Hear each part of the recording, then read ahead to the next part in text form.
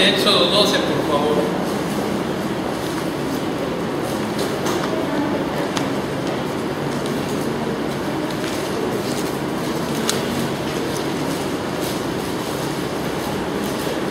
Al día siguiente, Juan vio a Jesús que se acercaba a él y dijo: aquí tienen al Cordero de Dios que quita el pecado del mundo. Amén. Ya el Padre estaba. Este es mi Hijo amado del cual tengo complacencia. ¿Qué estaba diciendo? Ya escogí yo el Cordero. Soy el Padre que escogió ya el Cordero. Y el Cordero es mi Hijo.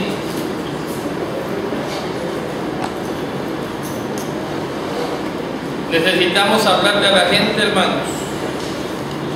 Este es el último tiempo de evangelización. Cristo viene pronto. Ahora vamos a leer, siguiendo con Éxodo 12:5, por favor.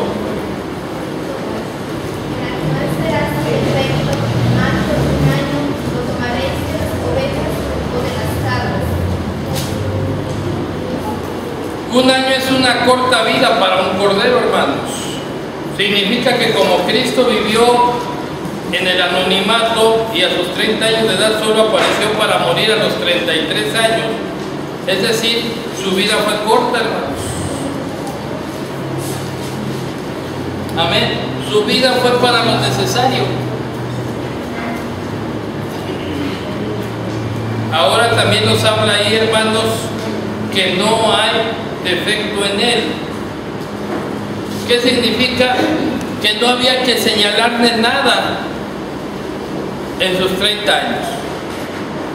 La Biblia nos dice, poco pero bien fundado, que él cumplió con la ley. Él cumplía con fue discipulado, iba a la sinagoga. A los 12 años en los negocios de su padre ya estaba, ya tenía revelación desde niño y lo conocían. El problema de Cristo empezó a los 30 años, si le quiere llamar usted problema. A los 30 años salió del anonimato tomando la porción bíblica que solo correspondía al Mesías. Y el Espíritu de Jehová está sobre para, etc. Y dijeron, ¿qué no es este el hijo del carpintero? O sea, lo conocían, él hacía una vida común ahí. No estaba en Cachemira, estaba en Jerusalén, hermanos. Estaba en Galilea, amén, amén, en Nazaret. Entonces, hermanos, ahí fue donde él empezó a conocerse. Pero cuando habla de no hay defecto en él, es que no había nada que señalarle en su vida que estuviera mal. Él vivió 30 años en el anonimato cumpliendo la ley. No fue un cordero sin defecto, sin pecado. No fue nada más los 3 años de su ministerio público. Fue toda su vida, hermanos. Una cosa es vivir en el anonimato, hermano. Una cosa es que te vean o no te vean. ¿Eres reprensible o irreprensible?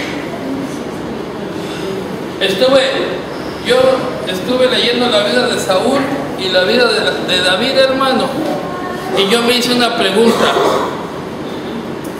Si David hubiera sabido las consecuencias que iba a pasar, ¿usted cree que hubiera tomado a Betsabé? ¿Qué opina? ¿Quién sabe, hermano? Porque el problema no era de ver o saber, el problema era del interior, hermano. Por eso la Pascua. ¿O por qué los hebreos no creían, no obstante que les abrieron el mar rojo, seguían renegando?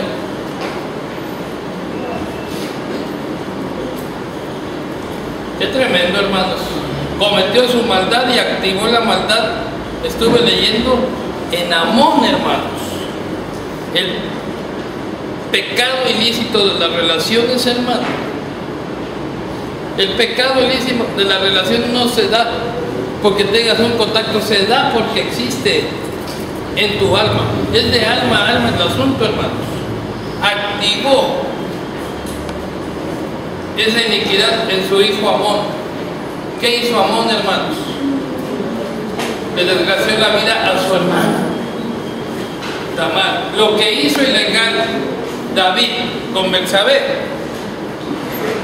fue su hijo, uno de sus hijos lo hizo ilegal con su propio hermano. Luego el otro lo mató. Terrible, hermano. Hubo tanta sangre, le digo, por haber matado a un inocente. En tu propia casa va a haber sangre. Eso fue lo que sucedió. Amén. Yo oraba el otro día, yo llegué a un versículo.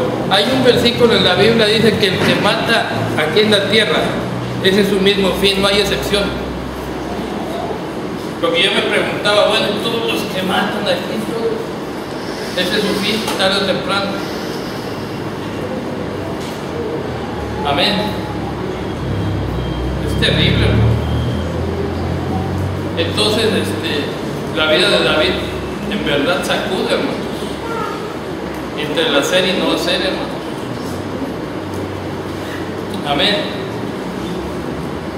O sea, uno lo tiene que decir porque más adelante no hay por qué preguntarse por qué las cosas suceden, sino por qué hice yo para que sucediera.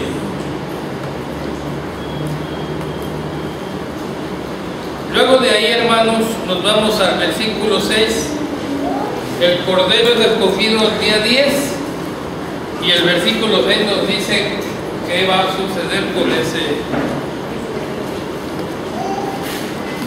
Cordero. Estamos hablando de la Pascua, hermanos, pero es necesario entender qué es el Cordero. Éxodo 12:6, hermanos. Lo guardaréis hasta el día 14 de este mes, y lo inmolará toda la congregación del pueblo de Israel entre las dos partes. ¿Qué día, hermanos?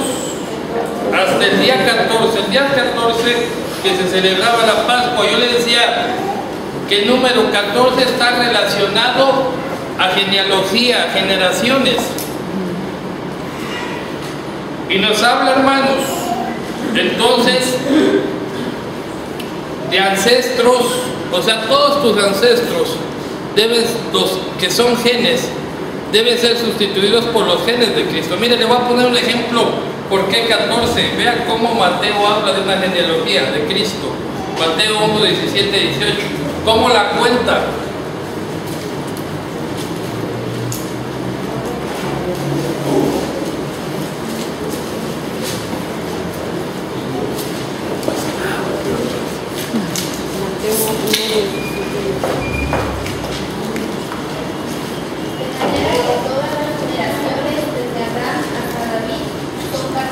De Abraham a David, ¿cuántas son?